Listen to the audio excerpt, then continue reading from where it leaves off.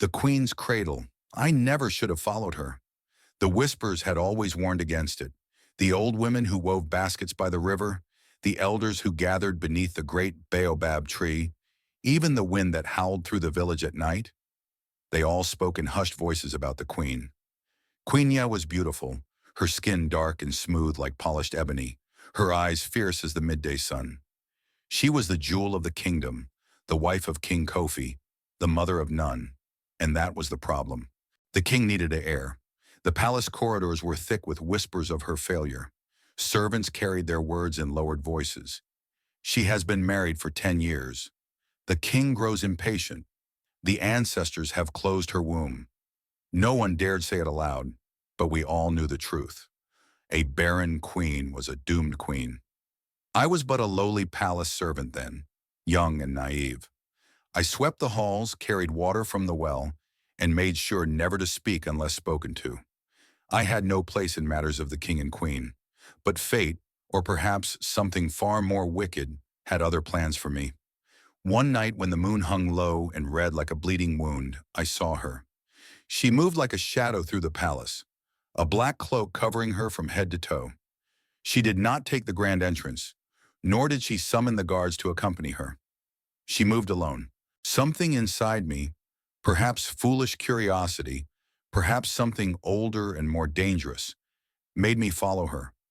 She walked past the village, past the fields, past the river, until she reached the mouth of the forbidden forest.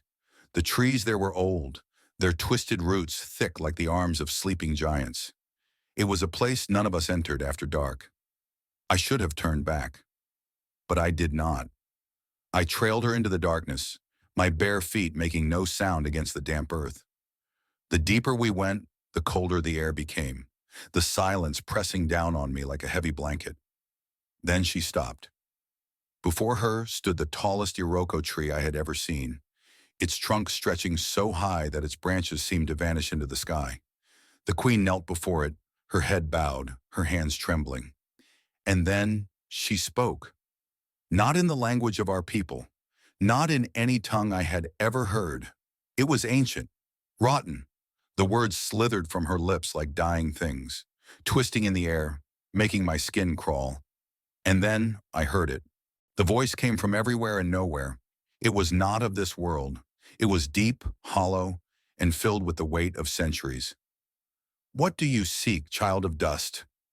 The queen did not flinch. She raised her head, her face desperate, her eyes glistening with unshed tears. I seek a child, a son, an heir to my king. The forest held its breath. Then came laughter, low and rasping, like the sound of dry leaves scraping against stone. It rattled through the trees, shaking the branches, stirring the wind. A child you shall have, queen of men. But all gifts come with a price. The queen pressed her forehead to the earth. I will pay it. The wind howled and the ground trembled beneath me. The tree split open, its trunk parting like a great mouth. And from its depths, something slithered forward. It was a shape, too long, too thin, its limbs bending where no joints should be. Its skin was the color of night, its eyes two burning coals. It did not walk. It glided. I could not breathe. The queen did not recoil. She reached forward with trembling hands as the creature placed something into her palms. Small, round, writhing. It was an egg. Take it, the voice whispered. Feed it. Let it grow in your womb. And in 1 moon's time, your son shall be born. She clutched the thing to her chest, her face contorted in something between relief and horror. Then the forest went silent. The tree sealed itself once more, and the queen turned back toward the palace, her steps steadier than before. I remained frozen. I had seen something I should not have seen. The birth of the heir. Days passed, then weeks, and with each sunrise the queen's belly swelled unnaturally fast. The palace rejoiced, unaware of the horror growing within her. The king showered her with gifts, the people sang praises, and yet I knew. I knew what she had done. I tried to speak of it, first to the other servants, then to the elders, but they shushed me, laughed at me, dismissed my words as the ramblings of a frightened girl. So I watched in silence. And then, the night of the birth came. The midwives screamed. Their wails echoed through the halls as something came into the world that was not meant to be.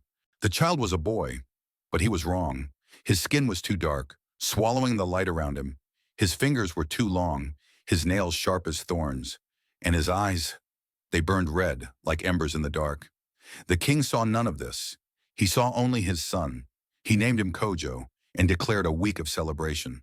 But the palace walls had ears, and whispers traveled fast. The child never cries. He watches too much, like he is listening to things we cannot hear. The queen has grown thin, like something is feeding on her. The king ignored it all, but I saw the way the queen's skin grew paler, her eyes sunken, her frame withering like a tree in drought. I saw the way the child would stare at her, unblinking, as if he were drinking something from her soul. Then one night, she was gone, vanished. The king mourned, but the child did not. And I could not sleep, for I knew the truth. I knew what I had seen in that forest. I knew what the queen had brought into our world. And worst of all, I knew that it was still watching me, waiting, hungry.